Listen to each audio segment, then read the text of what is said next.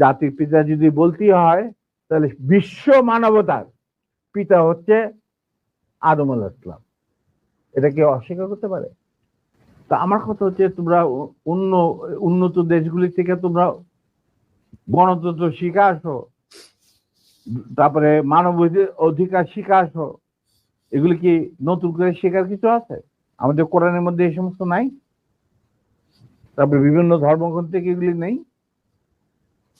তারপরে ওই সমস্ত দেশে কেন জাতির পিতা থাকে না? ওইখানে কেন জাতির মাথা থাকে না? আমাদের এখানে কেন থাকতে হবে?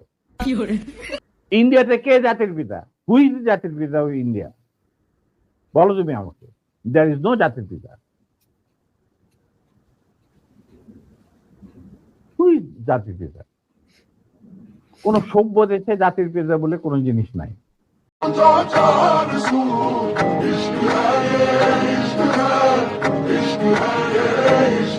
तुमसे